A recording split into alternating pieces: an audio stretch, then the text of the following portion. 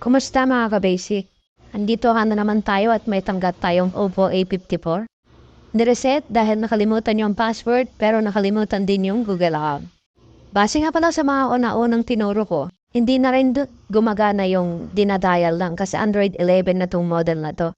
So gumawa tayo ng ibang way para ma-bypass natin tong unit na to. Kung makikita nyo dito, idadial ko yung mga lumang tricks pero hindi siya gumagana kasi nga Android 11 na to.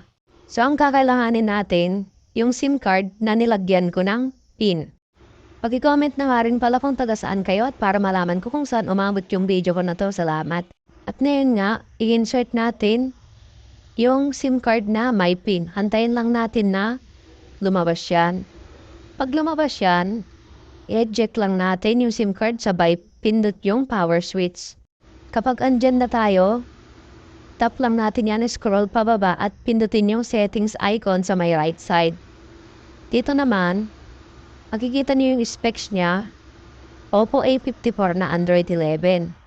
Gaya nga ng mga nauna kong post, kahit pumunta tayo dyan sa may reset button, hindi natin siya marireset. Yan o. Kahit anong pindot mo yan, hindi yan marireset. So ganito ang gagawin natin.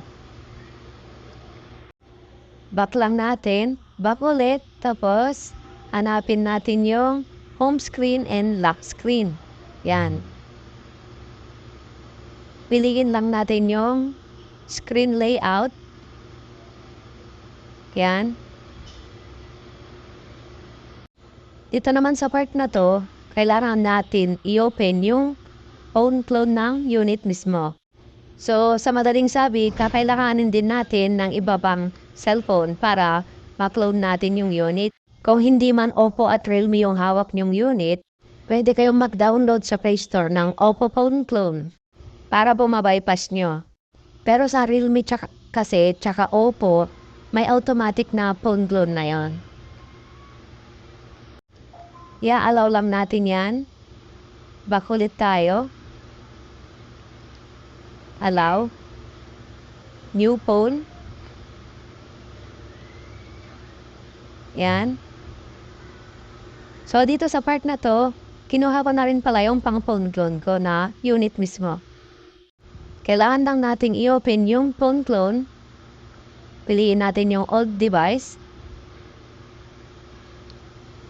Yan. Tapos, i-scan natin yung QR code. Pagkatapos nga mag-scan yan, antayin lang natin na mag-connect silang dalawa. Kailangan lang natin mag-transfer ng kahit isang file, kahit mababa lang yung data niya. Hindi natin kailangang i-transfer lahat. Kailangan lang natin mag-transfer ng isa. So dito, ina-uncheck ko yan.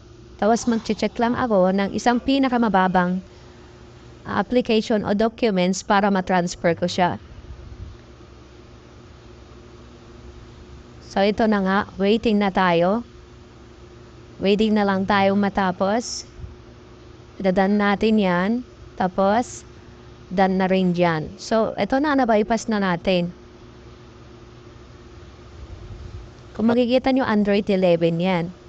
Para naman po hindi bumalik yung Google account at makapag-sign in kayo ng panibago, kailangan nyo lang pumunta sa About Phone, build number, tap natin ng 7 times, hanggang sa mag-open yung developer option. Pag nag-open na yung developer option, punta lang tayo sa additional settings, open natin yung developer option, at i-open yung OEM unlock. Pwede na tayong mag-reset dyan. Salamat.